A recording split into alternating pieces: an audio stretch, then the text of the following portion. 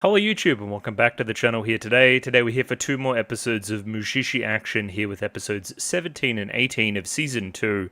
Excited to be jumping in here once again. Saturday night Mushishi recording session.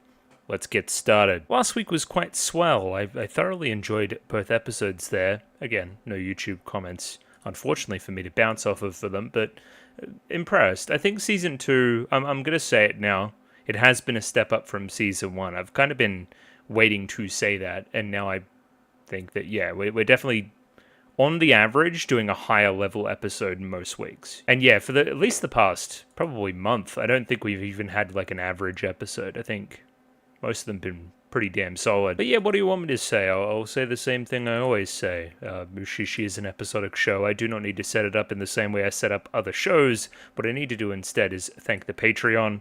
I have a Patreon. If you want to see next week's episodes 1 week early, then it's linked in the description below. It's only $6 a month to access those. Getting towards the pointy end now of both Tutu and Mushishi. Now would be a decent time to have a look and click in and stuff and peruse. Especially if you want a hand at shaping what is watched next on the channel, as you'll have double votes in polls. Either way, a very big thank you to my patrons, such as Sean, Ace Lightning, AJ, Akomancer, Astivif, Bananarama Hamadama-sama, Botero, Brendan M. Gibbons, Brett Jones, Capella, Chobaribi, Copley, Cure Dynamic, Dakota, Dapper Dwarf, Diark Lord, Dorke Hyo, Ed, Eric Elgilius, Fancy Question Mark, Fluffy, Fried Rice, Fruit, Gloriana Tenebrae, Glyke, Hans Peter, I. Bailey, Ika, Iria, Yako Yavanen, Jacob R., Jeff Solis, Joran, Kasogtha, Clem, Lexi, Lick H., Lou, Lupe Ferrugia, Maddock the Doppelganger, Matthew Bratcher, Matthew Mortlock,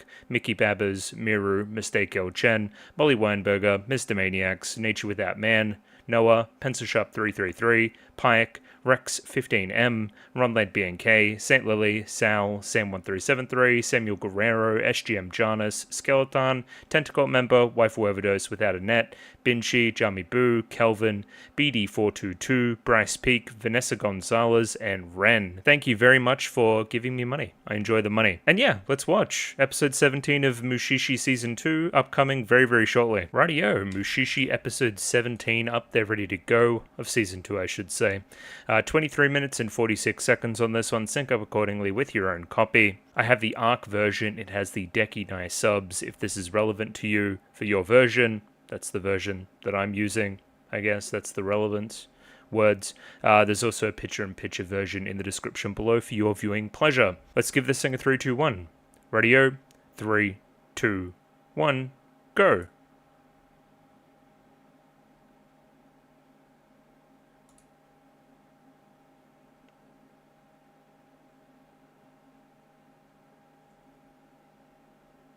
And instantly I'm calm.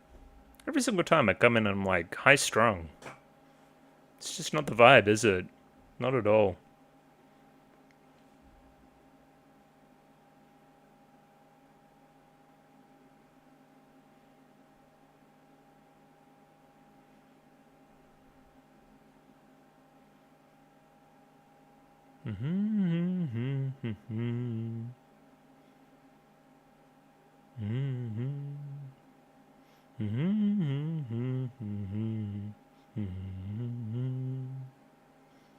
Good song.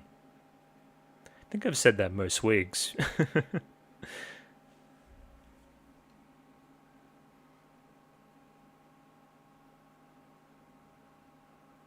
I should have plenty of energy here today for the Mushishi session. I'm caffeinated for one, but that's predicated on me having like a terrible night's sleep last night. You can probably see it in the eyes. Just hot. Don't know what to do about it. Even with the aircon. It's crazy. Anyway. I should be wired. I'm locked in. But it also means I didn't do much today either. Kind of wasted my Saturday. Which is never good. This episode was called Thread of Light. I believe I saw. Like that. That's a thread. Looks kind of light to me.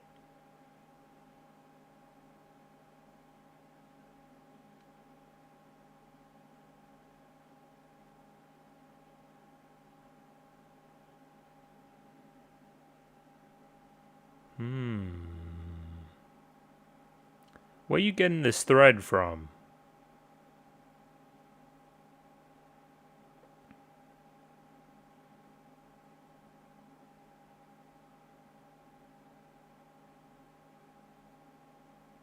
Dude, I need to get new shades.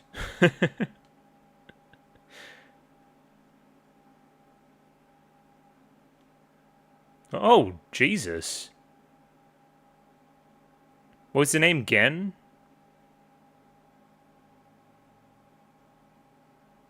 Holy shit. Angry young boy. Okay, bye.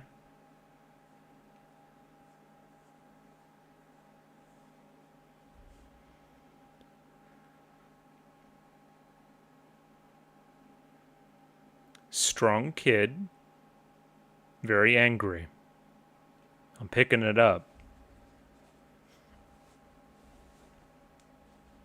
Disapproving guardian?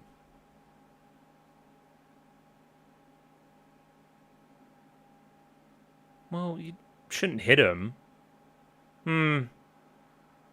Maybe you should hit him.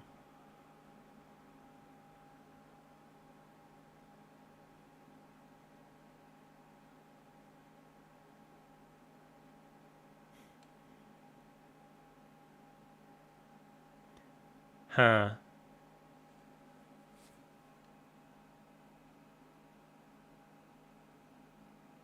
Father.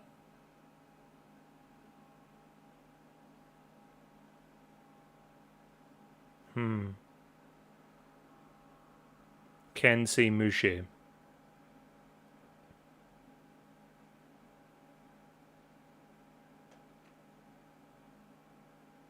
Holy shit, strong kid, man. Get him a contract.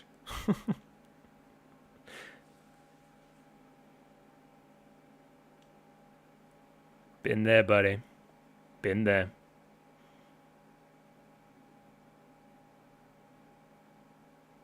He's getting white boy mad.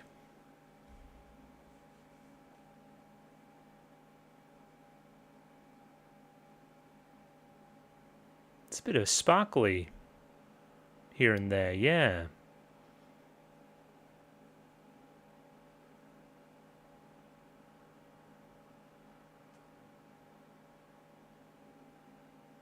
So what was the other deal? Mum's sick and has left?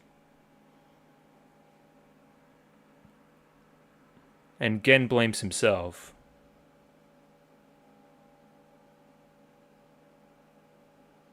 Oh, is it like a coat? Some kind of Technicolor dream coat.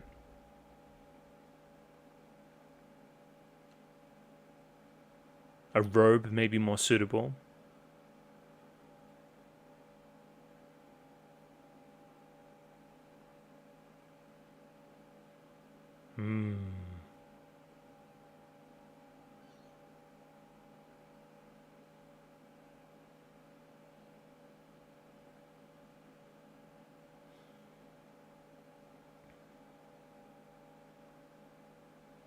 He just doesn't believe you, I don't think.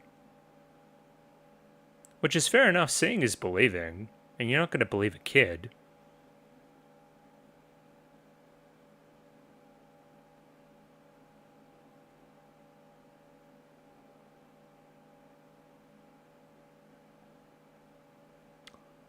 Interesting.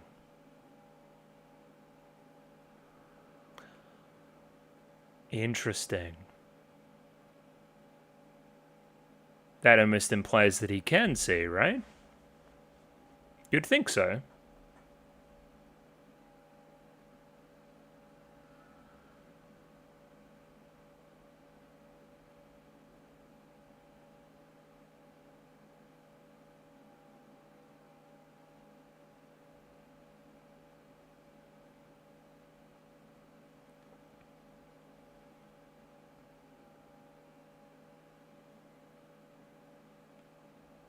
Tenchi?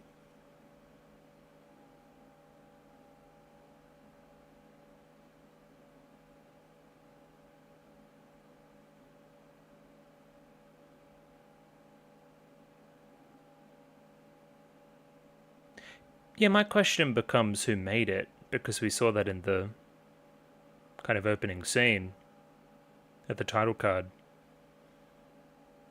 Oh my god! Take a day off, man.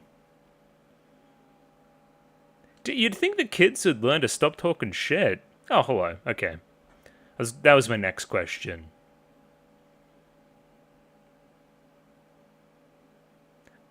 Huh. Watch out, Ginka. He'll beat you up too, you nerd.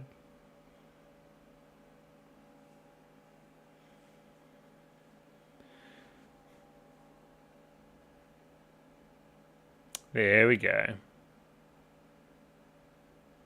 So where does Ginkgo come into this?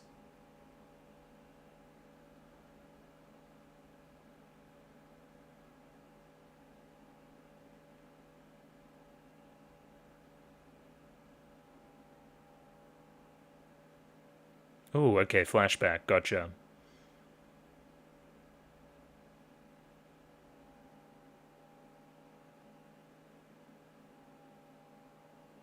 What doesn't he have in there?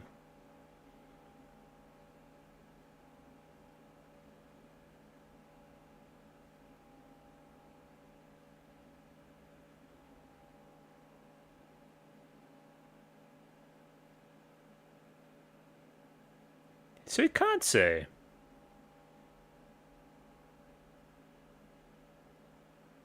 What's the go there with that scene before then?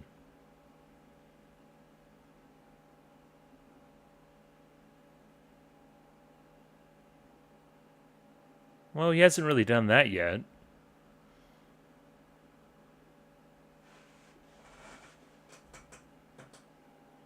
Here, you're super powered. Oh no, it's normal for kids to have a bit of a temper, I think, right? Probably the superhuman strength is a little bit crazy.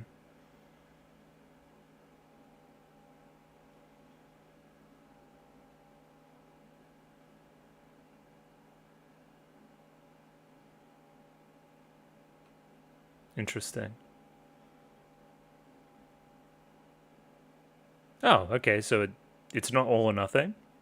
Sure.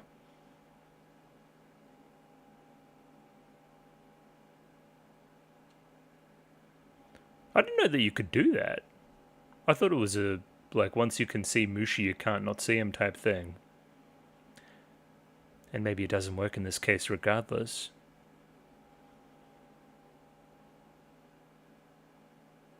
But now I've just painted your hand a weird color.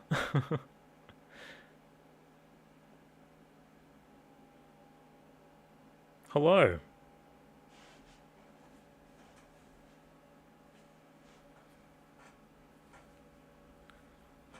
He's very healthy.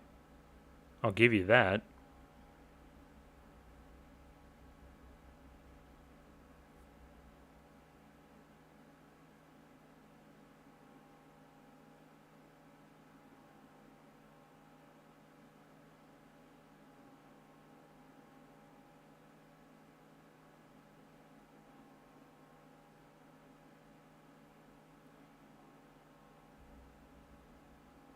How I Met His Mother. There we go.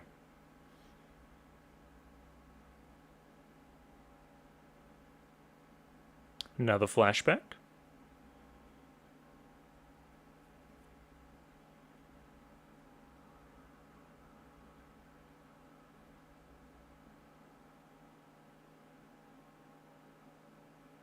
Now, what have you woven that out of?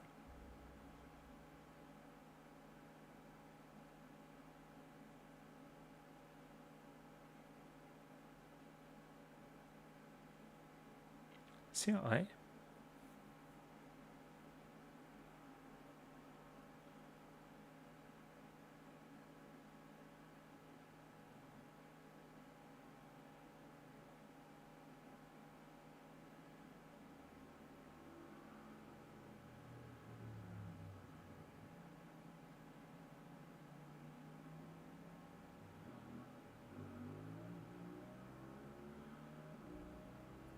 It's par for the course at this point, yeah.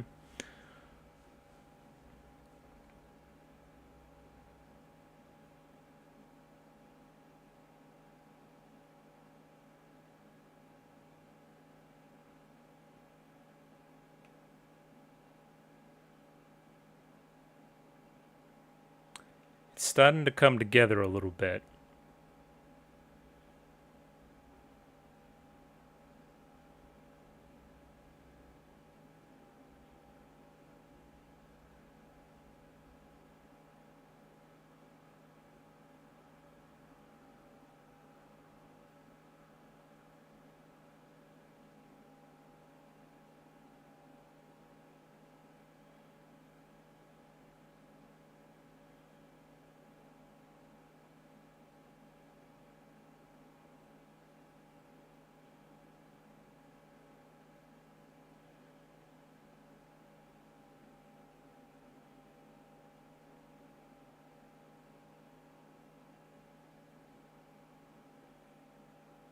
Okay, a bit scary, sure.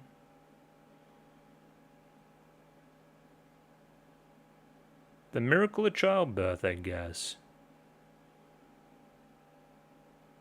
I don't know, we probably got some Mushi explanation here.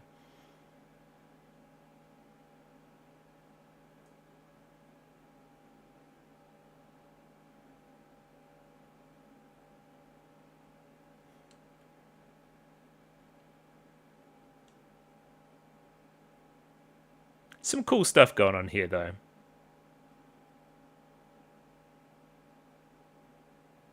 Really emotional stuff. Interesting.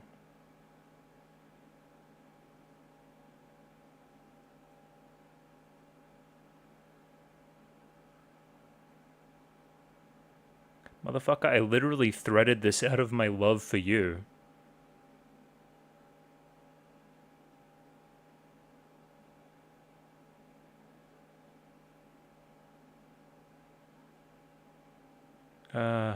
Where's the damn thread?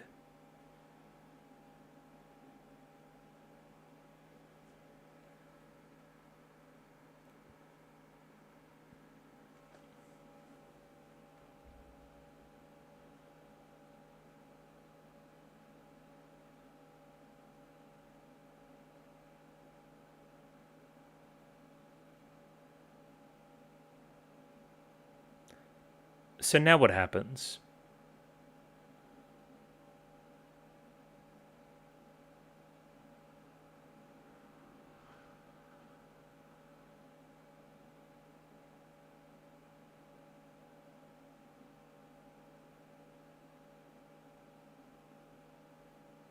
She's not hurting anybody, though.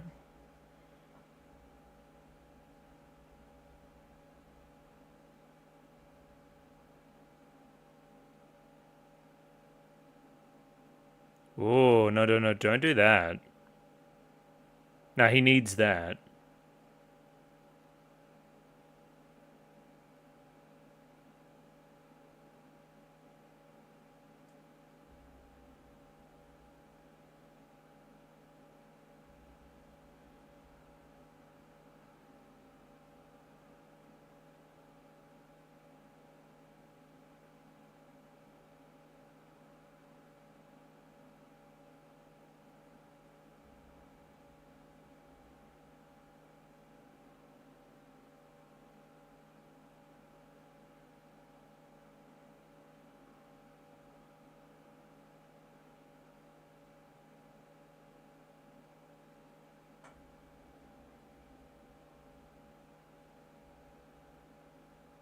Really, really cool effect.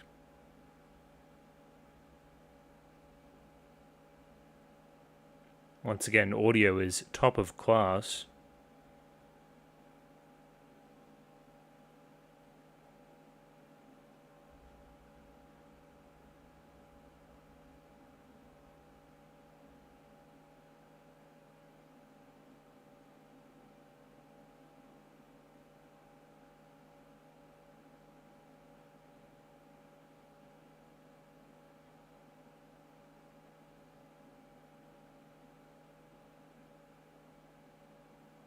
Go on. Give us an explanation. Literally the ether. Okay.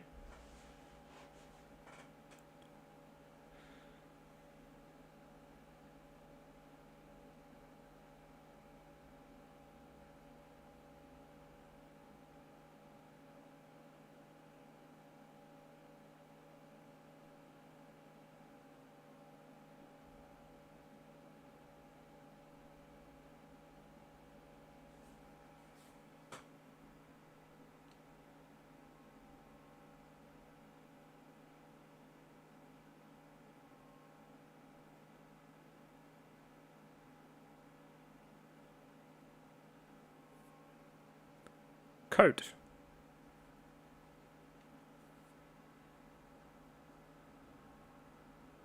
Well. And of course we enter the story from there.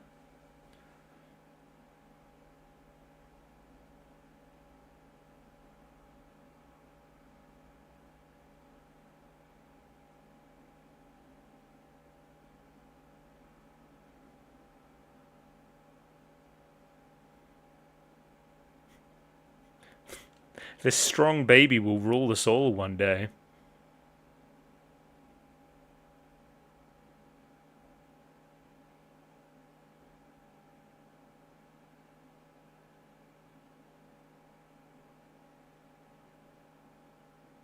So why is it impossible?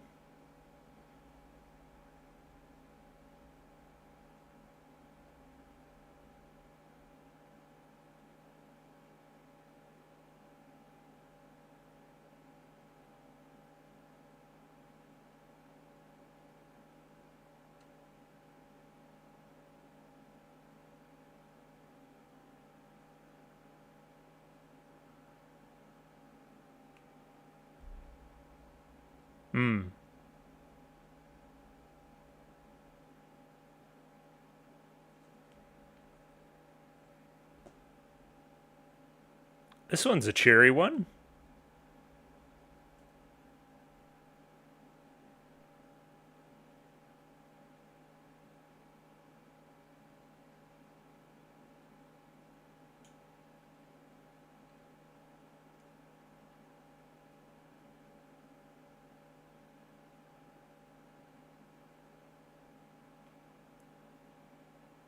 Very cheery.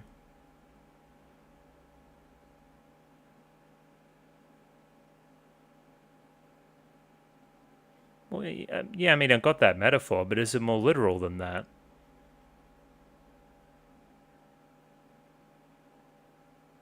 Oh, really?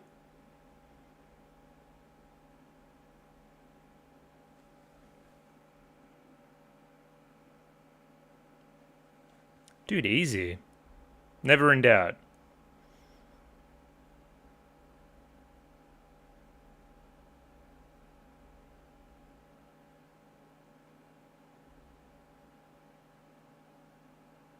Wasn't a metaphor.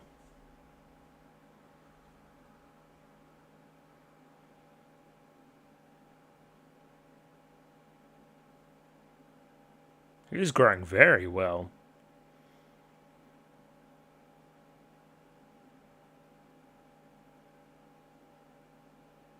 I mean, all's well that ends well, I guess.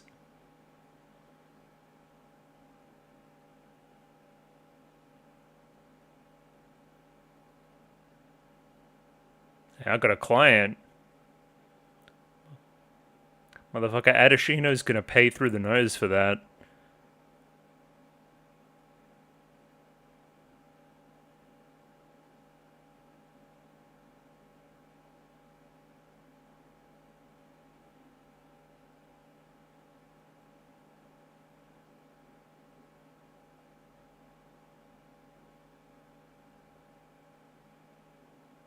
Oh, we'll just let him live like he is.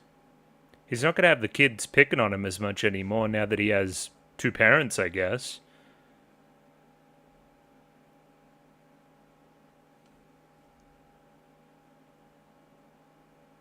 There we go, chat. If you're being bullied for having one parent, just get another one. Simple. They'll stop bullying you. Kind of an oversimplification of the moral there. Enjoyable one. It twisted and turned a bit at the end. But all's well that ends well. Love a happy ending. The parts, there are parts that I think are super strong, and I think there are parts that are less good. I think it evens out to a pretty good episode. It's about where I land on it. The super strong stuff, of course, I'll talk about it next segment, but like, or the following. Anyway, you know what I mean. I like the idea of him having like double strength, and that just being like, essentially like the angst, you know, and that coming from the vacuum of his mother's love. I think that that's all very pointed and talks to something really real. And I love the mum seeing the world in a different light after giving birth. I feel like that's really, really lovely and special and stuff. And her first thought is to take that light that she sees the new world in and weave him a robe, do something for her child. Once again, just touching. Like, yeah. Mothers are really cool, I think. Hot take.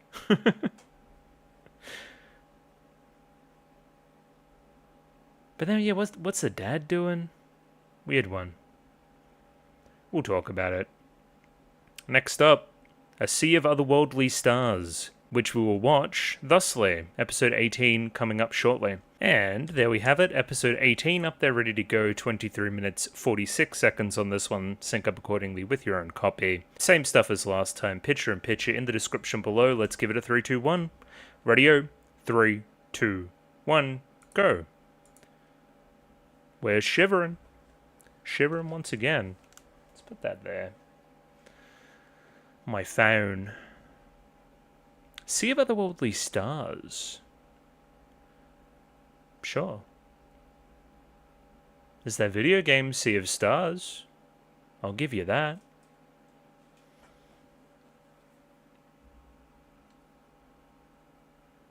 How's it so stuffy in here and it's fucking 7:30 at night?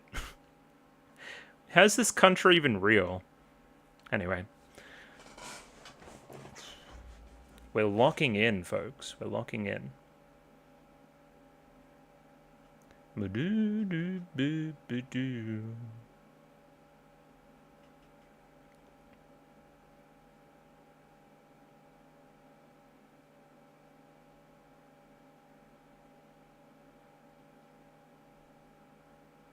Yeah, the dad that last episode, man. I get it. I understand. Maybe we need to get some internal dialogue from him or something. It's just a bit muddled. Just a little bit. Get being protective over your own son, but... Do you not know anybody else in town? You couldn't go...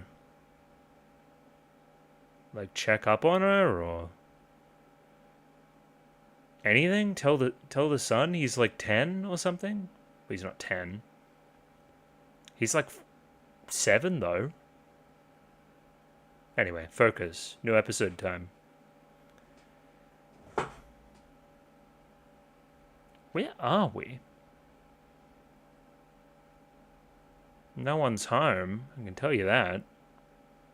Oh. Oh. Are we in the void again? Hitori?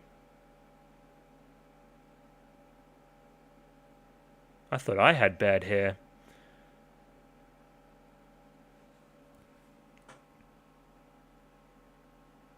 No, we fuck with the bangs. Something else here I can't see.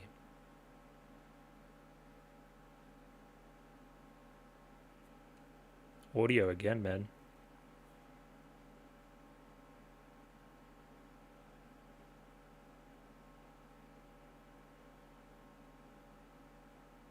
I think it's probably Mushi type stuff.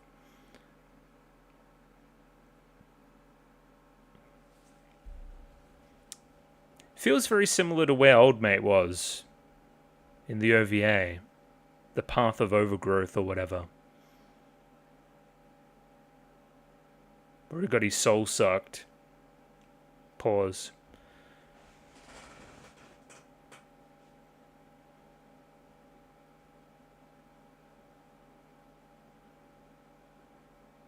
Are?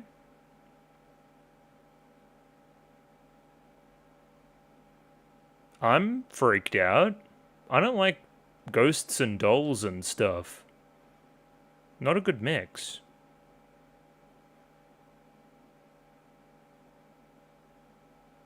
Alright, if they're just playing hide and seek, that's chill.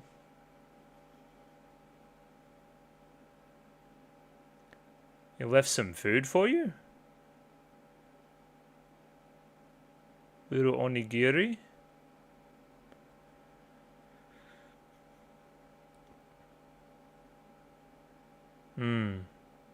What am I looking at there, man?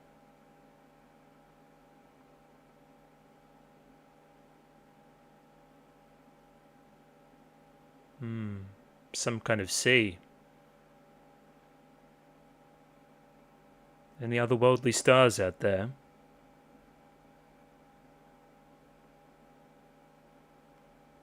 The Rapture? More likely than you think.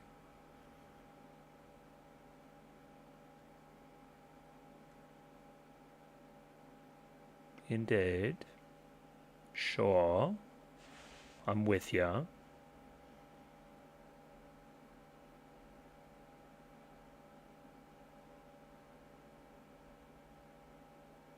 Mm-hmm.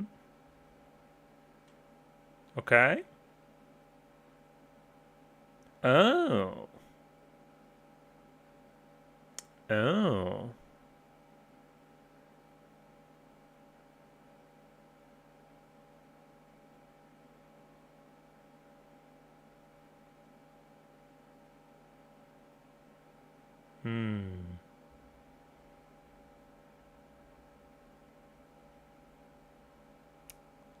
In a perpetual state of bliss.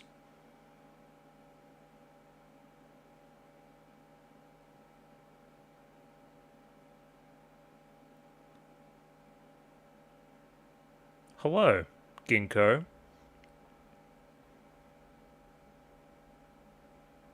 I'm beginning to have my doubts that this is the path of overgrowth. Love this as a perspective, though. It's like he's the Mushi and she's the human, but I think it's the opposite.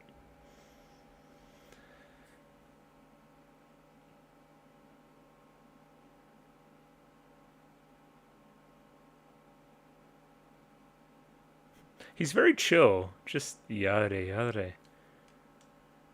It would be freaky, though. Like, that's the first person I've seen in yonks, and increase the dosage is interesting, too. Whoa. Hello.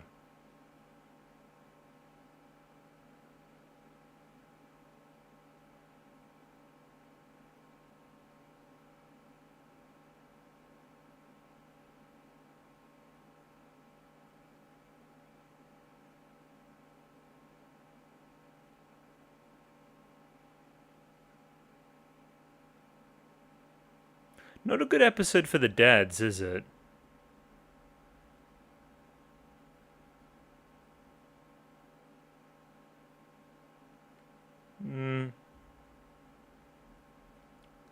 She's an example of what happens when you get too close to the river of Corky. You drift too far to the other side, man. Okay, dude. That little Timmy's down there. You have to save him. Yeah, so again, the concept of this episode's heaps cool. Like, I understand it now. Ooh, I'm gonna sneeze. Oh, almost. Okay. Saved.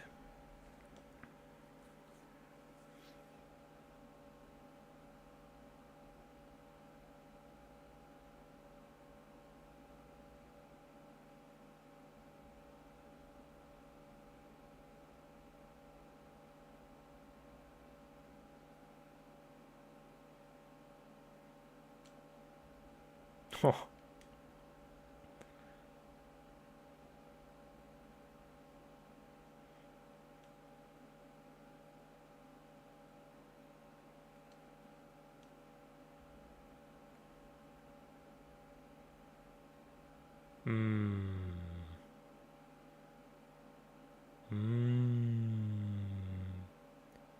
Mizuho? You gonna do anything? Leave it to the experts now.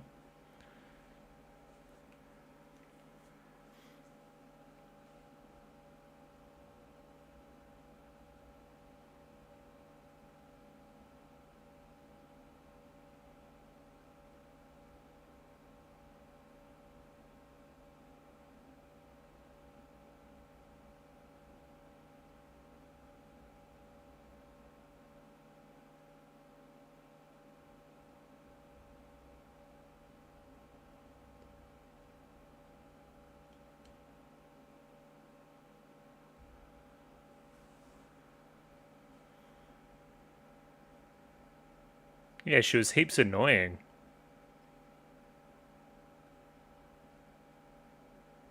It's a love that transcends reality. You love to see it. Yeah, so again, like the first part of the episode's making a lot of sense now, where she's like, I sense that like people are here, but I can't see them.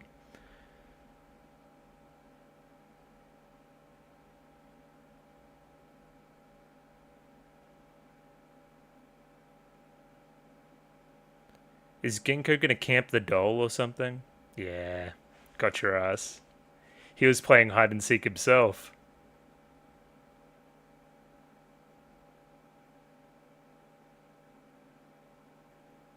This is awesome.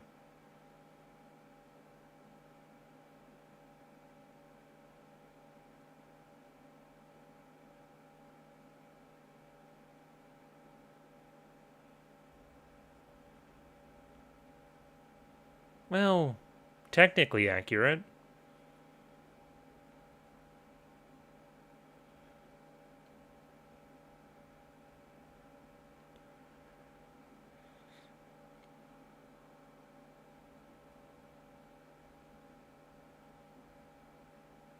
How did we get up there, though?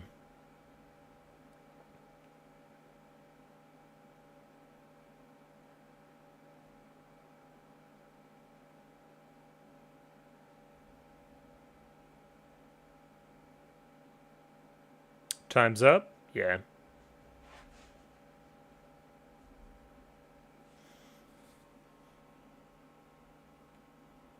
This one's cool. It's like some genuine, like, ghost house type shit. It's very, very on the job site for Ginkgo, which we love.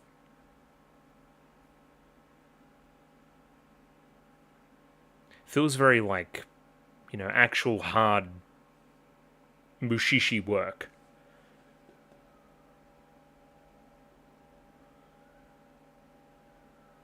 Okay, what's he doing though? Burning. Smoke signal? Yeah. Oh, it's the well. I'm dumb. I'm dumb as shit. Okay. Gotcha. Where are we? Yeah, okay.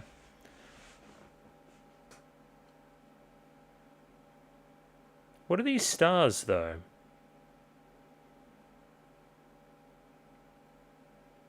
Hoshi?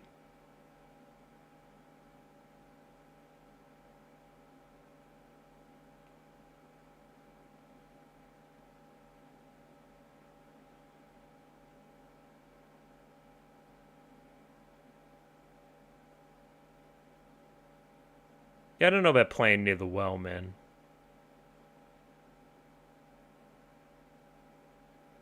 Grab her. Need a better fence there too, buddy. Dad, what are you doing? It's like a backyard pool. You gotta get a fence around that thing, man.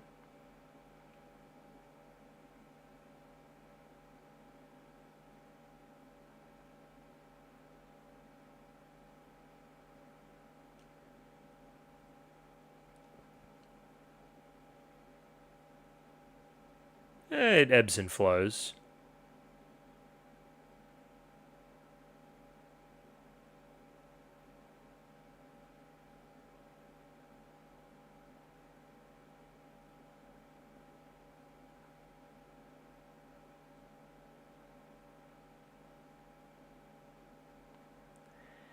What's to bet that that doll goes down there first? Or something like that. Then she tries to, like, chase it down.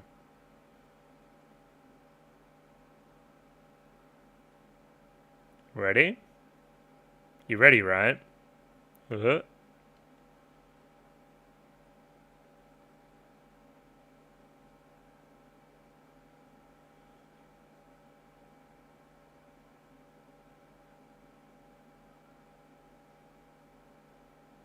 There it goes.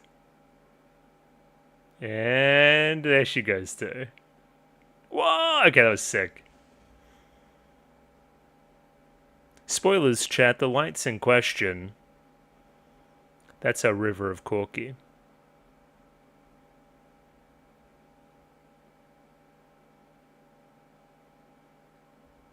We're sending our love down the well?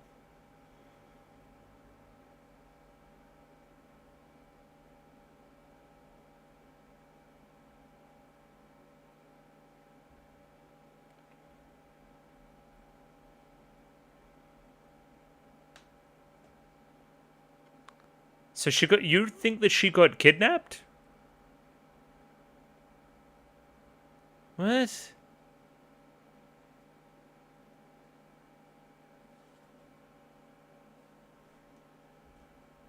Is he fucking stupid? Why would she lie about that? Jail time for that man.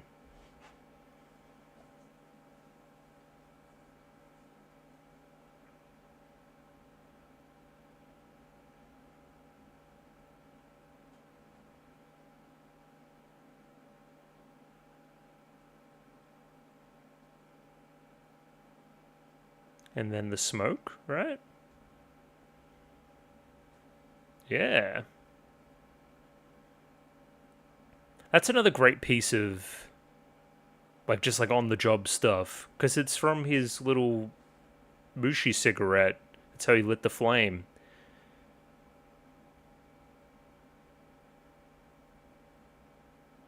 It's like that smoke transcends both sides.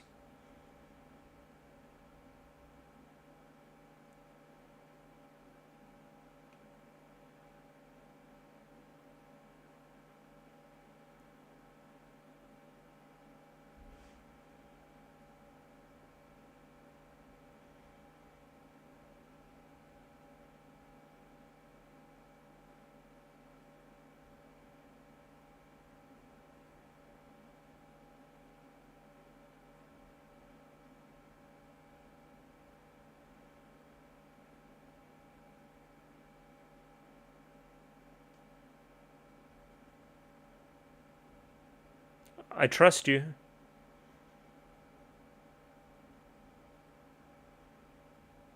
So you gotta say something really profound if you wanted to show up.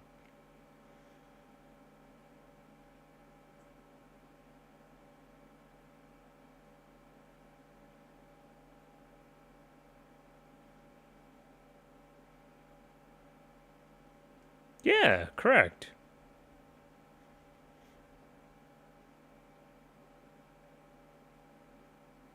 Hey! That was sick.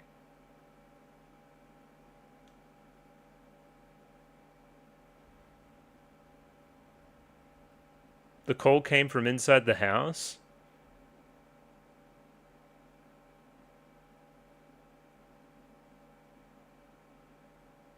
Easy. Suck shit, Dad. L.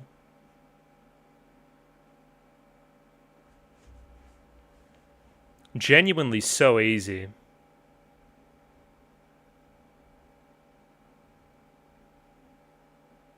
Who invited him? Get the fuck out of here. Tadaima indeed. Hey, Everything in its right place, eh, Ginkgo?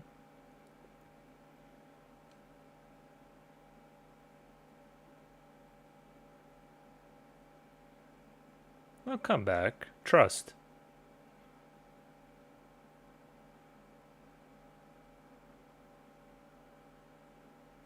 Issei.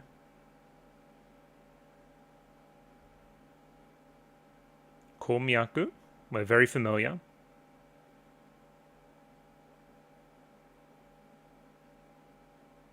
Okay, so it wasn't literally... It was like some offshoot or something.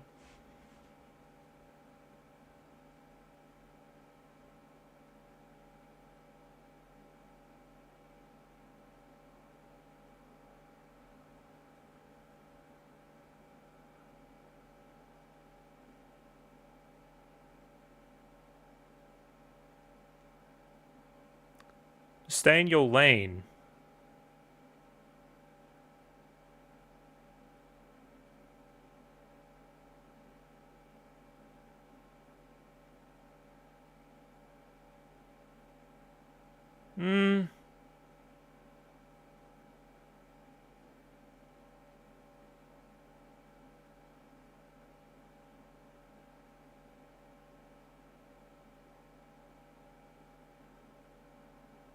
He's the fucking worst, isn't he? No? I'm gonna fucking...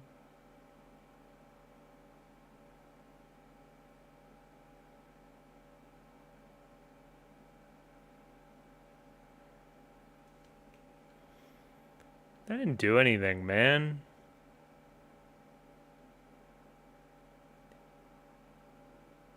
They didn't even do nothing.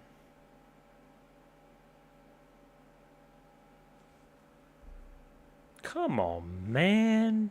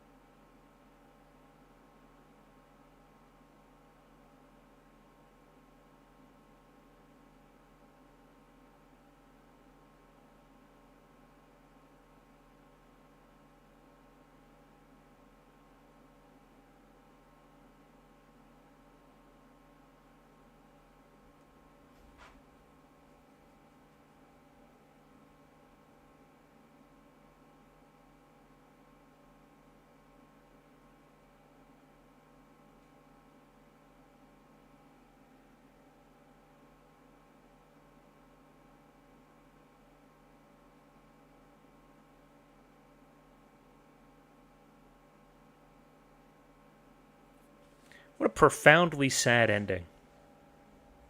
It's my interpretation, anyway. Got a little bit happier there right at the very, very end, but... You know, it's mostly just like a fleeting final goodbye, like going out with a bang, basically. Like, I don't know, I've been banging my drum about this one. Like, the Mushi don't do nothing wrong. In, you know, most cases. Sometimes they're a little bit, how you going, but... This one is just living. I don't know. It was just a big mistake. And very obviously we're playing with our two sides type idea once again. We've basically metaphorically cut her off from the other side. Perpetually, right? This whole other world that's out there that she was discovering and, you know, it was the light in her life. She was obsessed from an early age. She saw the stars. She'll never be able to go back. I guess for the Mushi, it's leaving and going somewhere else.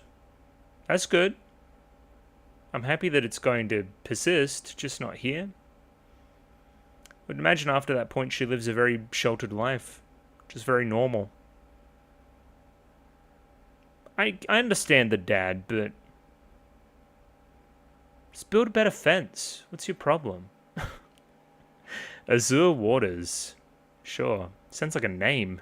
And yeah, we'll leave that there for now. I'm still deciding whether I want to record tonight some more or a little bit later on. But yeah, 2 good episodes again. I don't imagine I'll have much to say. We'll give it a go though. You'll see me in a second for some analysis. And we're back. It's just a little bit later on now, and let's tackle these 2 episodes right here tonight. I've got the energy. Let's do it. I don't think it'll be an overly long session, I guess, is my takeaway here. In kind of gathering my thoughts there, I kind of just took 10, 20 minutes there to just think about it a little bit. I don't feel like these 2 episodes are going to change my opinion of Mushishi one way or the other as a program. I thought they were both merely pretty good. I don't feel like we're tackling any really new concepts. I guess in our second episode here today, it was nice to finally see the result of, you know, drifting to the other side and seeing it from their perspective. Which again, off the top of my head right now, I can't think of a time in the show when that has happened as directly as that. Makes there a really cool framing device early in the episode, and you know, there's some great reveals of what's actually going on once you figure it out. That all feels really nice. But other than that, I don't feel like we're doing anything with any of the episodes here that we haven't already probably done better elsewhere. That being said, I was engrossed throughout. They were very watchable.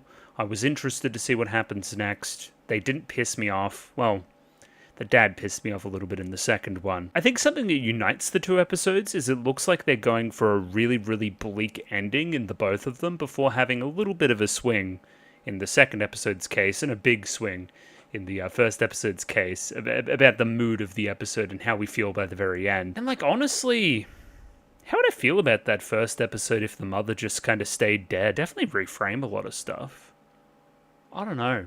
I think it could work. It'd make for a very, very different episode, I think. But, I don't know. Maybe a gut punch was something to make it a little bit more memorable. Food for thought there. Again, it really is just Ginkgo looking at 2 separate cases. No real serialized storytelling stuff and contiguous story stuff that we have seen a little bit in these past episodes. A few returning concepts. Again, the Komyaku, which is in... shit, it feels like most episodes in Season 2, man. That River of Light's very important.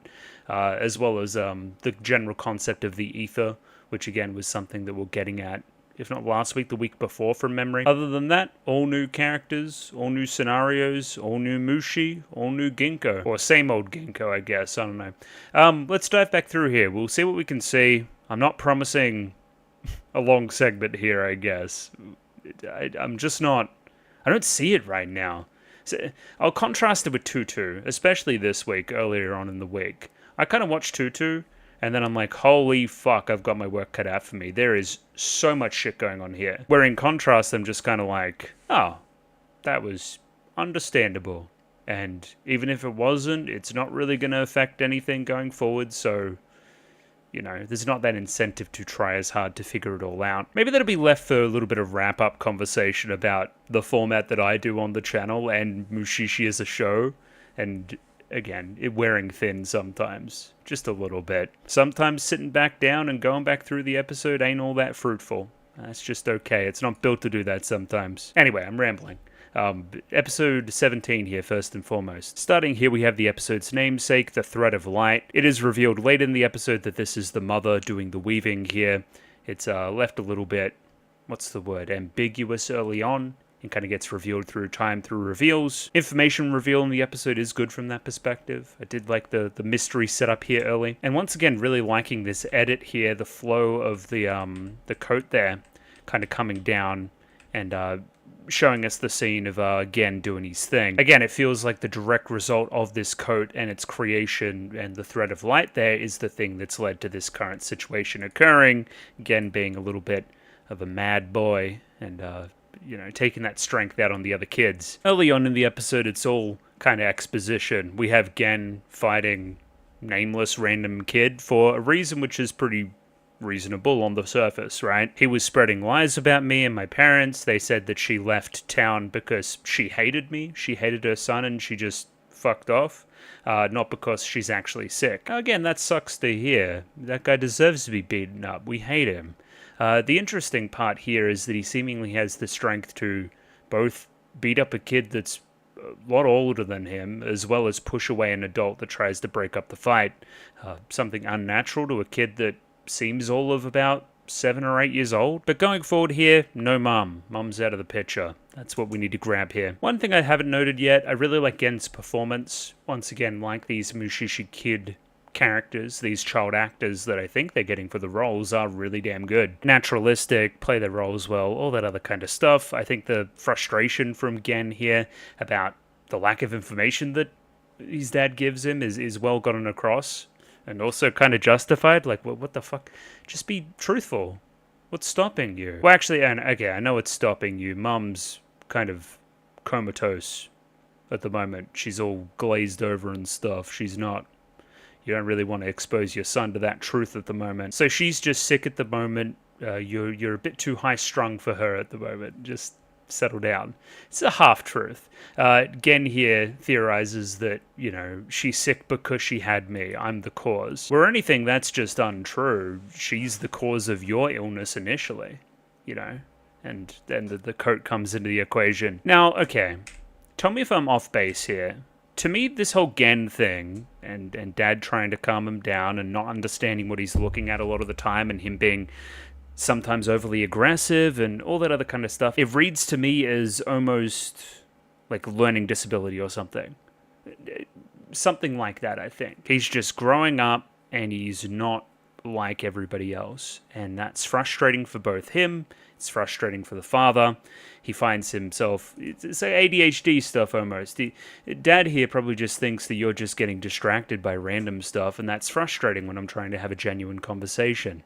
Again, not knowing this whole Mushi edge to everything. Of course, the Mushi edge is only, you know, because of the mother and the coat there as well, and her lack of presence and what she had going on.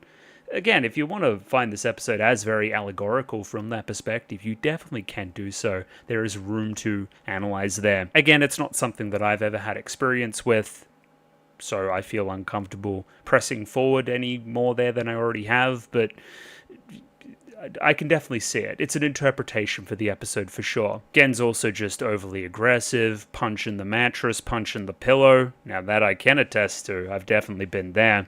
I have my fair share of anger issues, or had done in the past. Often you don't see it on the channel. You saw it sometimes. I get a little bit mad sometimes at characters and whatever else, but, you know, I've got a short fuse. I go 0 to 100 sometimes when I don't mean to. This is quite a beautiful scene now too, knowing all the context, because Gen's off, I guess it's his room or a closet or something. He's punching away, and then a bunch of baskets fall on him. He just randomly reaches up and grabs the glowy coat. He doesn't seem to recognize it right now, but it's actually pretty damn important to him and his development and who he's become. But the really beautiful part, the touching part, is it's a product of his own mother. This almost feels like Mum's absence. It's Mum trying to give me a hug right here in this scenario when she can't. I don't know, weird one. Giving me like Lilo and Stitch a little bit. Like some of the stuff that Lilo does that reminds her of her own parents, that, you know, something happens there, obviously. Just someone out of the equation and a little reminder, you know, of them at a fortuitous time. Just tugs at the heartstrings. It's good stuff. It's this coat. It's got multiple colors. It's very glowy. It feels like something I'm not supposed to see, but it is also, I don't know, it's just such a point of difference as well. You can't unsee it. I feel as though if I share this information with my father, he'll get angry at me. Like this time in the past when I was much, much younger, when I saw a Mushi flying through the sky. An angel-looking one. Right up there, you can see him moving about. So this is pretty obvious in the episode early as a metaphor for Mum, much like the code is. It becomes direct by the very end. Unsure how to feel about that. It's a little bit basic, but I mean, if you did get it already, now you got it, I guess. That's fine. I don't know. I thought it just bode that the mum was dead, which is where I thought we were going before I saw her lifeless body later on. I don't know. Happy ending, I guess, sure, fine. This is where we get into the dad's characterization as well. From a young age, keeping him away from this kind of stuff. We get the justification for this in the second half of the episode, where we do our flashbacky stuff. There's something weird going on with Mum. When Mum held Gen for an extended period, he got very sick. She was unconscious for a time. He doesn't want anything to do with it. He wants a normal kid, normal life. He wants to shelter his kid from this side, the other side. That's his motivation in all of this. It's the reason why you haven't told him about Mom and brought him over there sooner. You know? You just want to keep one of you alive. I don't know. The last time Mum was with you, you got very ill. I don't want that to happen again. Now, to me, is that your choice? No. But I understand how you came to that conclusion. The robe there doesn't have any seams as well. Apparently he read somewhere that angels wear clothes that don't have any seams, so he's attaching that angel that he saw in the sky with this piece of clothing. Fortuitous enough, it's actually a pretty good connection. They're both related to Mum. And look at her, she's always just present there. Really heartwarming after, the reveal, right? Gen gives a beat down to another kid, and this is finally where Ginkgo gets into this thing. He says just the right thing to get Gen interested as well. I know that you have a shiny coat that no one else can see, right? And from here, now we flash back. We've got our intrigue, we've got our audience hooked. Ginkgo's been involved in this case for a very long time. I do like how Ginkgo is noticeably younger here in my view. He does look early 20s, where I think he looks late 20s most of the rest of the show. Just my 2 cents. I think good character design, just a little bit, softer on the curves here, less sharp in the face. And Gen, for one, looks very, very different. Again, he's a scrawny, malnourished kid in the wake of Mom and the ether stuff. I would imagine, again, now that we know everything, Ginkgo's rushed over here in a hurry after hearing what happened. Dad's just confused. We've put him in a robe, but Dad can't see Mushi, so he doesn't see this. And yeah, so I guess what does it all mean, right? Mom, in touching the child, has taken the ether from him accidentally. She, had this power that she didn't quite understand how to control. And now this coat that I've made from the essence of life itself, like my postnatal view of everything, view of the world has changed, and I've generated this into this thing for my child with him in mind, and that's also helping him, to get better. I don't know if there is a perfect allegory for it. I just think that Mum's true feelings shone through, and her true care for the baby allowed it to grow up big and strong, and allowed us to get the happy ending by the very end, I don't really understand why this doesn't work. I guess it's just a special case with Gen that we can't, take the ether back from him again. Like, Ginkgo can't control that process. I guess you could read into it as Mom is the only one that really has that true connection with me. A random Mushishi, albeit powerful, isn't going to have that same emotive link to allow him to do something like this. Again, if we're coding this excessive vitality as his, anger, and he's, too full of life, he's too full of ether, he's too full of, that Mushi juice, that essence. Mom's the only one that can really calm me down there, Read into that however you will. It feels like, again, you're taking a kid that, again, may be a little bit rambunctious for one reason or another to a professional, and he can't quite seem to see what's wrong. Now, again, this is weird for me. In my experience, just growing up as a kid, especially a young boy, having trouble to control your emotions is just my norm.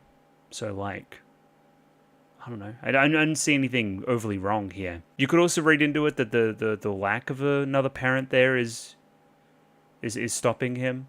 He's getting overly aggressive. He doesn't have that softer side, that feminine side from his mother in his life. Lots of interpretations. Once again, I'd love to hear somebody else's. And this is our setup before we go into the second half of the episode.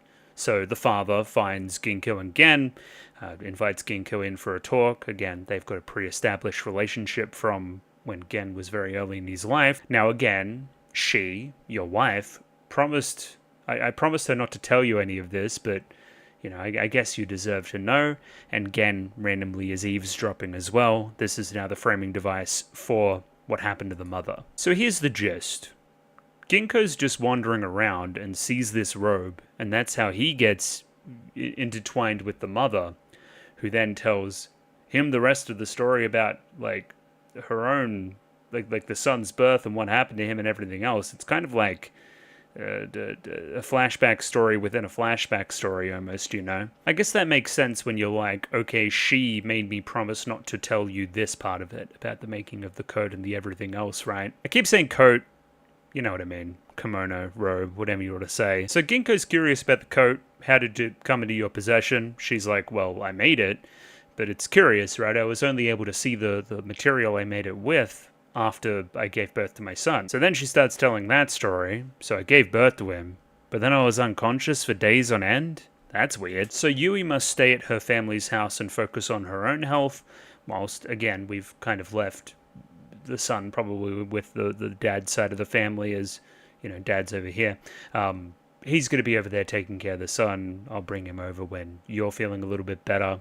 Sounds fair enough. And this is the really strong stuff in the episode. After giving birth to my son, I feel as though I've been reborn. You know, think about the significance there to that line already. And now me, I'm not a parent. I'm definitely not a mother, but this is still, like, moving to me for some reason. I don't know. Just, like, this life-shattering, life-changing thing has happened to me, right? This new, like, purpose that I have, and I'm just seeing the world so differently. It's almost like this, like, overwhelming joy. It's this rose-colored glasses. It's this, like, universal thing to it all.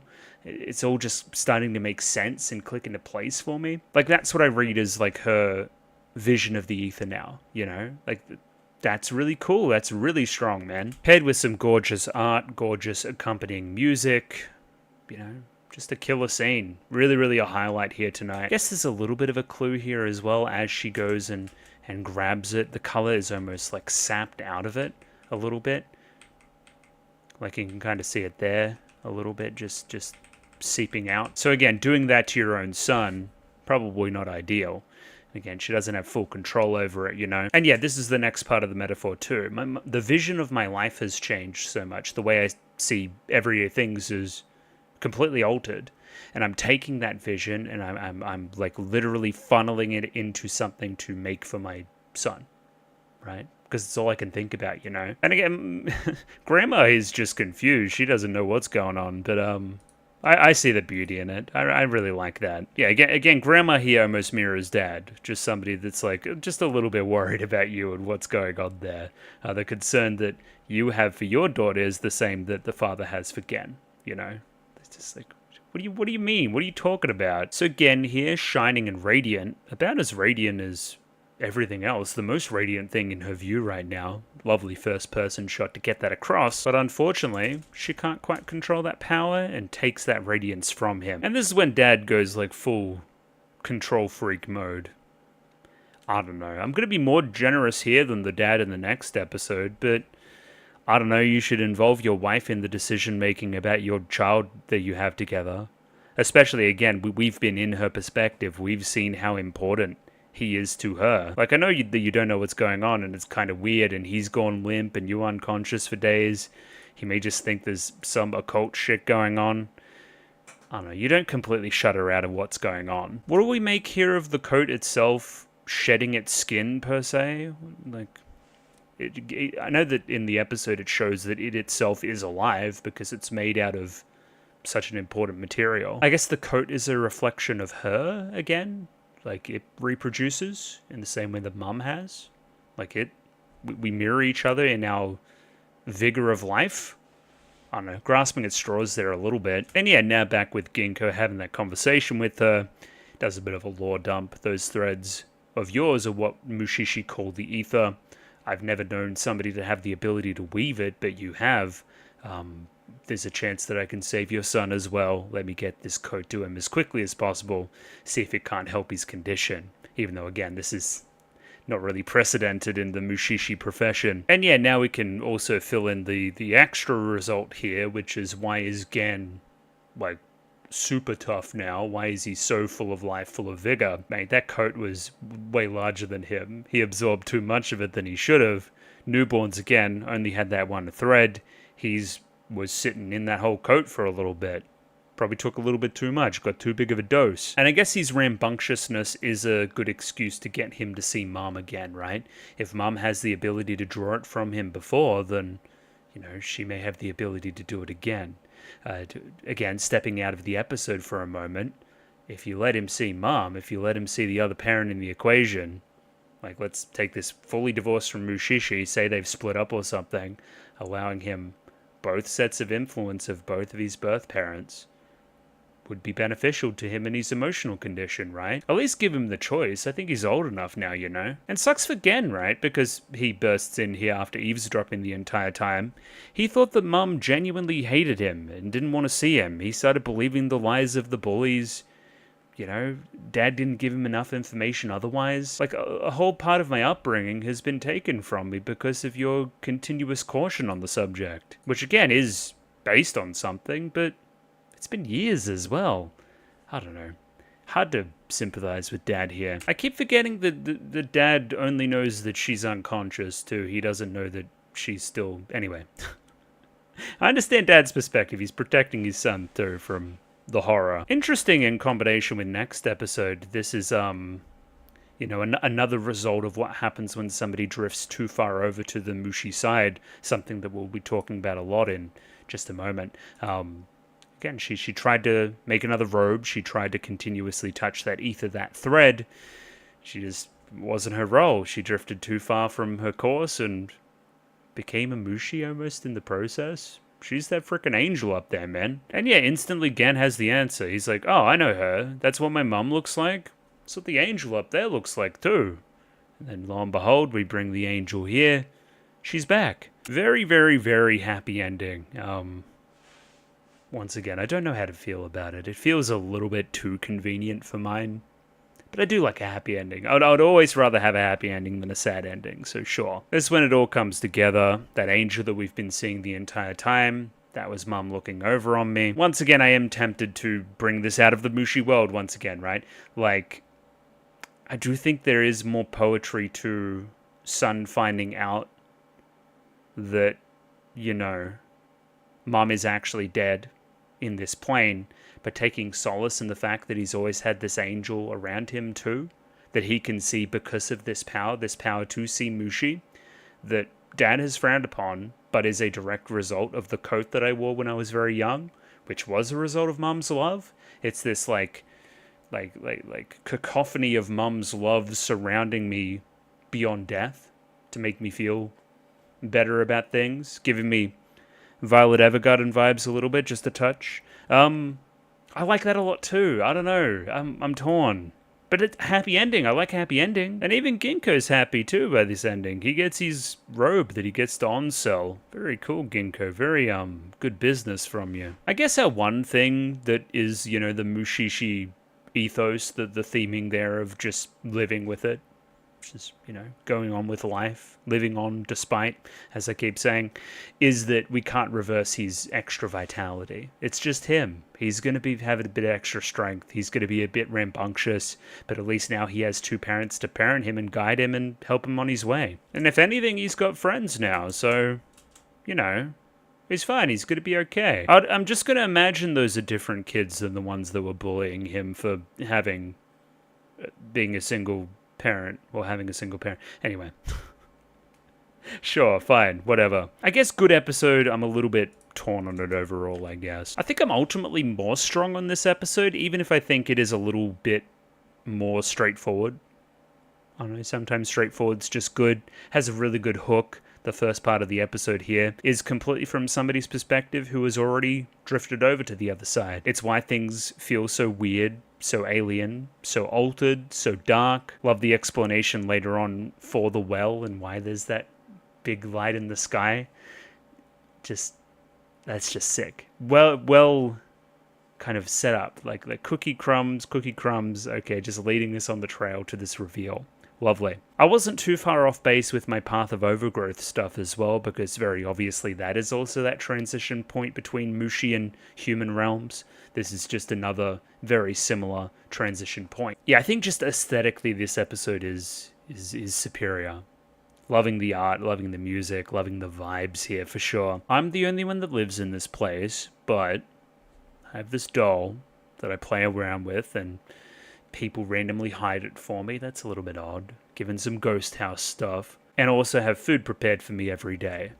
Weird. These are the first couple of clues that we have to what's going on here. And again, you watched the episode, I don't need to tell you. And despite being such a spiritual show as well, I feel like this is the first like genuine ghost house that Ginkgo's done, maybe? Genuine like exorcism? It's probably the wrong term. I don't know, he fixes like a ghost type situation. He feels like one of those like stupid History Channel shows where he chases the ghosts and whatever. It's a good look for him. I don't know, going into the show before I watched friggin' 40 episodes of it, I thought that this was way more of the deal, I guess. So it's fun that we're getting a bit more of it at the 11th hour. Once again, just succeeding in the vibes here. Her saying itadakimasu for herself, and I guess cognizant of this situation should be scary, but I feel really calm. Again, it talks to that. I never feel like I'm alone. My family's always kind of there too. That's probably contributing to the calmness here. There must be some sort of god or deity feeding me. Just love the setups here early, man. The rewatch here so far has been really rewarding. Again, in your copy, I'm sure you can notice in the audio as well, it's just kind of crumbly. It almost sounds like you're underwater or you're near water, and you can kind of hear a little bit of flow here and there and a little bit of just the sound of the ripple. There's a real kind of white noise ambiance just there in the mix that is it's just tickling me real good. It's very well done once again. Point being, it makes sense because it's a well. Duh, I just wanted to spell that out. And yeah, once again, even like some of the stuff over her vocal and whatever else there as well, just yeah, great point of difference. I do like the idea of hiding the doll and repeatedly finding the doll and whatever else. Obviously, the doll shares a lot of character design attributes with you. There's a lot of shots here early that make it look like she's within her own dollhouse, if that makes any sense. Like we're looking down into this thing and it's like this diorama. There's this great shot of size later on that looks like she's growing up out of the well. It's like that she's been shrunk down, I guess, and grows up out of it during that fantastic shot later on. I guess here's to say that it being a running thing of like hide and seek with the doll and not being able to find, you have a name too, which I'm forgetting, not being able to find her it's not coincidence. It's there for a reason. Izumi, of course. Okay, I got there. So yeah, she's just having this great old time. And yeah, we look up here, get this first shot of the top of the well. I remember commenting in the reaction at this point as well. I'm like, is that the moon? Is that the sun? What is that? It's none of the above. It's the whole out of here, buddy. Also love the concept here early of, I guess, like this fogginess, this like feeling I can almost grasp this place and this house.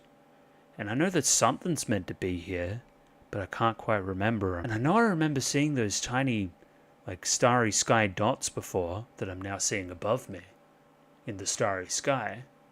But I don't feel like they were there. Just this, like, intangible, almost like deja vu feeling of, like, something I forgot that is so very important. And again, that's a word from not too long ago, deja vu. We went into that pretty strongly before. Definitely these intangibles that Mushishi as a show likes to play with. The zoom out here to see her lying down in the convergence point of the River of Light is no accident. She is deeply, deeply underground and engulfed in this side of things, the Mushi side of things, you know. Once again, going all the way back to episode 2, it's the thing that Ginkgo is advocating against. You know, shows that she's over in that other side. And at this point of the episode is when Ginkgo starts to enter, about 5 minutes in. So, again, that's a good, 4 minutes or so just with Izumi. I think that's very smart in the episode, and this is where we lock in, right? We're like, okay, we as an audience now know this guy. We're trying to bring her back. And this is where the perspective's really cool as well. Because we've been with Izumi the entire time, we come to see this world as normal. This is what the world is like. And this is the apparition. This is the aberration breaking through to the other side. From her perspective, Ginkgo is the Mushi. Ginkgo is the invader. Ginkgo is the scary ghost. Yeah. A really, really fun flip, and probably the episode's greatest point of difference. And again, Ginkgo's not scary at all, but I can sympathize with her too. Like, if you haven't seen anybody in Yonks, to the point where you don't even, recognize your own family, and then some random bloke walks in, that just starts, saying my name and shit, scary. I wouldn't feel safe. But it's also funny because we know it's Ginkgo, and he's just so nonchalant about the whole thing and not scary at all. Yeah, a good piece of contrast there. Loving here, the transition point So yeah, this is from Izumi's perspective. Now we have that same house from the other sister, who definitely had a name. Mizuho, of course. So yeah, we go from the Mushi side to the human side directly in that same building. Also using the doll here as the bridge to do so, you know. Going from that shot to that shot. That's the money shot, you know. And it's quite literal. We are using that doll as the connection, our contiguous game of hide and seek. The bond between two sisters, between two sides of reality, is the thing that's like holding this together. Is the reason probably why she hasn't drifted even further over to that Mushi side. Is the reason why Izumi is still recoverable. That and the mum makes her food as well. That's a crucial element as well. Here's the worst character in fiction on screen. We hate the dad. He just gaslights and gatekeeps and girl bosses and stuff. I don't know. He isn't to know. He's not a mystical guy. Blah, blah, blah, blah, blah. Doesn't mean I have to like him. Shut up. I know, tale as old as time. You have the dad that's cynical about the mystical stuff. Like, cry me a fucking river. I've seen that guy before. I guess the real sticking point is just not believing his daughter consistently across multiple scenarios. Like, what do you mean you're playing hide and seek with Izumi? You just made that up. Stop talking nonsense. And there's nothing at the bottom of the well. Izumi's been kidnapped. Duh. And again, we'll see it later on during that actual event. Straight after it, Mizuho here's like, Izumi fell down the well. She's down there. Dad goes down and checks. Doesn't find anything. And is like, you lied, daughter of mine. Like, what? Duh. Why would she lie? It's her sister. Why? Remember when I said I was quick to anger? Anyway. So kind of behind the husband's back, Mom's been employing Ginkgo to go to the other side and look for her. She trusts in the spiritual. Very cool. And Ginkgo gives the guarantee here. Another connection between the episodes. Like, fucking Mizuho overhears. Like... like Thingo Gen overheard last episode. That's a pretty consistent thing too. But it's nice. It's Mizuho gets a confirmation here that her sister is alive and Dad's the one that's in the wrong. Number of fun setups here. Notice how as above is so below. Like, he makes this little bonfire here and that same bonfire appears down below. To me, it feels like the reflection of the water at the bottom of the well. Like, this is like the reflection of what's happening above, so it should mirror, right? It makes sense. They could even be doing some fun stuff where the house is kind of mirrored too. I'd need to pay more attention to the architecture, but it wouldn't be out of the question to have it kind of flipped.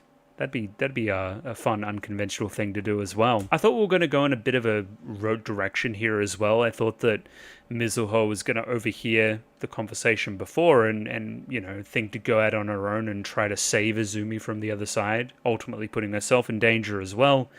Didn't go that route. I'm very happy about that. I thought that story would have been kind of stupid. Pretty consistently in this show, we do avoid stupid, trite, overplayed story structures. Pretty often. It's good. She just takes this as a good piece of hope. Like, somebody always takes my doll and hides it and stuff. So I knew that it had to be Izumi. Like, she always does stuff like that. And Ginkgo then uses this piece of information in the process of talking with her in his next trip down there. And like I said, the next day, same routine from Izumi. She wakes up, finds that the doll has been hidden, and goes to find it. At that same moment, Ginkgo also finds her. So again, the shots here are really cool, right? Because, you know, I see her feed out just here in this location. Like, oh, I found you. And then, oh, I found you. It's like, see the sliding door here? Just similar locations that we're finding the both of them. Once again, linking Izumi and the doll. I guess that's the other thing. Izumi may be becoming a doll in moving further and further over to that Mushi side and losing her humanity. Becoming a little bit more inanimate, becoming a little bit more of an object, a little bit more of just a fact of life rather than something with thoughts, feelings, choices, whatever else. Yeah, definitely what we're getting at there, I think. Once again, Ginkgo's lovely here. He's just like not scary at all. He's just talking. Even if, again, the music and the drama and everything wants you to believe that he's the danger. Like, he's just too nice. Izumi has been attuned to this side, though. She doesn't want to leave, even despite Ginkgo speaking facts. There are people up there that want to see you, and you fell down a well. She's like, what well? I don't know any well. Well, look at this little trick that I have up my sleeve, right? First, I'm going to tell you about the big sister that plays dolls with you, and the mother that makes you food.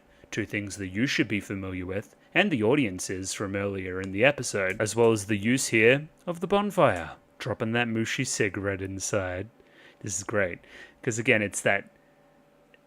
from the very first episode, that smoke has been the transition point between Mushi and physical, and now we're like literally using it as a smoke signal through this tunnel to like signal to the family that she is there, that she is alive. And again, using their love from that other side, their love that they're pouring down the well to bring her back up again.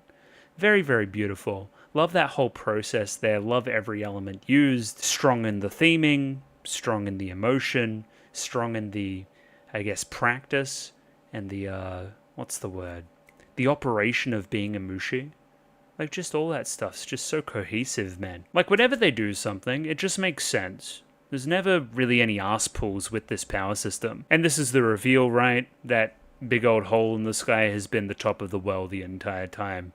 And we hear the family calling down, that connection between the two sides getting ever stronger. I will say my criticisms probably start here a little bit. I would say that the episode slows down here as we flash back and see how Izumi got down the well in the first place, something that I ultimately don't think is all that interesting. It is crucial, though, for creating the, I guess, emotional punch at the end where Dad seals up the well. It is important to sell that Izumi, is pretty obsessed with this side of things, that she can see the stars and others can't, that it's something she often wants to gaze into, something that isn't believed by others, but she can see. I can see it as personally her own passion. And then again, the kind of grand metaphor by the end of the episode is, because your passion got you into danger at one point, Dad's going to be too protective to the point where you lose that passion forever, and you're unable to reconnect with it in that same way. Like, to me, what's like a dangerous hobby? Like, okay, maybe she's really into, like, hiking or something. Again, just taking it out of the Mushi realm. Like, say Izumi's really into hiking, and she gets the bug for it, but one day she leaves her house and she doesn't tell anybody and she goes missing. And she goes missing for one night, she goes missing for 2 nights, and then is found. Like, Dad's just gonna be so protective over her from that point, to the point of not letting her hike and removing that passion from her life. Now, ultimately, even though she was saved, she loses a part of herself in that. A passion and a thing that she could have done, a hobby that was all her own. That's the tragedy there. That's why the ending feels so very sad to me. And again, why this reinforcement here is important for getting that emotional response. And for me, for mine, I'm blaming the dad for the shoddy fence work as well.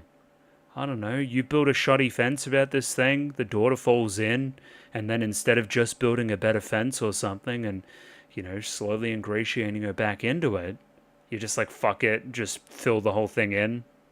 You're insane. What an insane person. One thing I really do like here is Mizuho being really protective over her, and obviously seeing the danger in the well and not wanting her to be that close to it and continue to gaze down. And again, using that doll, something that she knows that she likes, as that kind of piece of bait to bring her back away. Unfortunately, that bait worked too well because it's the reason that she ends up falling down. Oh, that's also what the doll is. Okay, I'm dumb. She definitely has the doll here in this scene too. Yeah. So, back to my passion thing, right? This is the passion now, like, escaping, right? But it's also the humanity. She becomes a doll in losing this part of herself, in losing this curiosity and this want to look at the stars. It's like the potential. She becomes so much just like everybody else, and without that special spark. Ultimately, in saving her from that dollhouse, we've doomed her to another different dollhouse. Like, that's crazy. Okay, I didn't see that one initially. That's definitely cool. Yeah, for sure. Love that. It's probably what this thing is as well, with the like stars dwindling away slowly as well. Like, even again, that passion is starting to drift. And again, I mean, you guys saw the episode. She falls down. They can't find her. Blah, blah, blah, blah. We employ Ginkgo. Connects back to where we were. Oh my god, Dad sucks. I forgot that you said that, you must have had a fight with her. That's why you're not telling the truth, my daughter. Let me just put words in your mouth. Just fuck you. Take 2 of them in the morning. Honestly, man, here, I'm still just kind of flawed with the whole, like the point of the doll whole thing. She regressed because Dad was too overprotective and removed that passion from her? Yo. Anyway, Drop it. It's cool though. It's so cool. Pace kind of drops here in the episode as well as Ginkgo just kind of explains the plan, which is again, as soon as you see that smoke signal, you guys start to yell out. Hopefully we'll draw her back from that other side.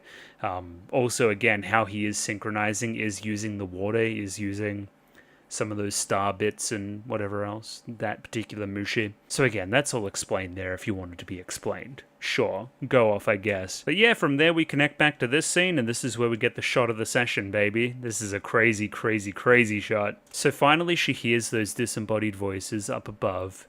Mizuho-chan and Okasan. I know who those two are. Doesn't mention Dad, by the way, based. This is where that connection comes back. I'm here. I want to be found. I know who my family is. I remember my role. And yeah, just like that, she grows up out. That whole barrier dissipates.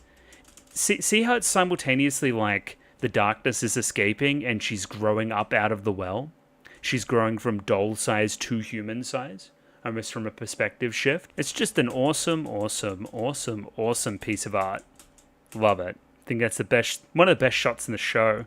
Remember that shot in episode 2 of season 2? It's a good shot too. Yeah, I like this one maybe slightly better. It's so simple too, and it reinforces the whole darkness and light motif that the show has going on too. Just 2 thumbs up, 10 out of 10. Could not have done it better. So yeah, suck shit, Dad. We got Izumi back with this, magic stuff that you poo-pooed. Serves you right. This scene's really melancholy now as well. So, again, after Izumi's back on top and hugs it out with everybody, she looks back down that well. She doesn't know it right now, but it's her final time. And finally learns something about these stars. I believe they're called Issei. And again, let's say they're cousins to the Komyaku, to that river of light. They're like the sparks off of the Komyaku. Her eyes look kind of fucked up there. Anyway, once again, spark is a great metaphor. It's this thing that could have lit something up inside of you and wasn't given a chance to. Instead, it petered out. Instead, it's kind of like the smoke of the bonfire, that signal blowing up out of it. I'll never get to see the spark down below. I'm being too protected from it. I only just see the residue. I'll never be lit up myself by that such passion. Just, This episode really fucking hits you, doesn't it? Ginkgo here says that these things concern a world far away from her and that she shouldn't think about them anymore. In a way, he concurs with Dad here, but the problem here is that Dad makes the choice for her. Not the first time this episode, too. You don't get a say in the matter. You don't get to explore this other side. We don't get to have a mini Ginkgo here anymore that gets to, see the other side of the world. You're going to be yourself and you're never going to engage with the other side ever again. Just does not feel good, man. You're just going to be stuck as the same old you, just a little doll in a house that somebody else is controlling. Because, yeah, you guys saw the episode. They fucking fill up that well, man. Full of rocks, destroy those stars, snuff out the light, snuff out the hope. And then we get the narration there as well. Despite deep in the earth, it being uncomfortable and lonely, and all these inhospitable things happening down there, that location that Izumi was in most of the episode, it still contained galaxies within it of untapped potential and a world that we just haven't seen, right? It's crazy down there, and I'm blocking you off from all of it. You're never going to be able to explore this beautiful, vast space. You're going to be stuck being just little old Izumi, It's so sad, man. And during the nighttime, she goes back out to the well and sees those stars escaping, those Issei, that Mushi this episode, And it's this last, fleeting moment where she gets to see it, that thing that enraptured her so. She reaches out to touch it, but ultimately can't. She pulls herself back away, heeding both Ginkgo and her own father's advice. It's not my world, it's not my role. I'm just going to be little old me. Just a gorgeous, understated, tragic little ending. It's one of my favorite moments in the show now. It really, really is. Loved it. Loved it, loved it, loved it. Yeah, fucking screenshot that. That's the thumbo. I don't even need to think about it. That's just chef's kiss. Fantastic. I rate this moment here so very highly now, and I'm very, very happy I did the rewatch on it. Just, elite episode there at the end. A good session. Probably came out a little bit higher on them than I did going in, which is always a good sign. And yeah, now overall probably really liking episode 18 more than 17 here, but both are still pretty strong. It's Mushishi, it's good. Next week you will see me once again, 2 more episodes, getting towards that pointy end. Like the video, subscribe, Patreon, if you want to be that 1 week ahead. I'll catch you guys later. It's about 2 trillion degrees in here, so I'm going to go cool down. I'll see you later. Thank you for watching. Goodbye. Ciao.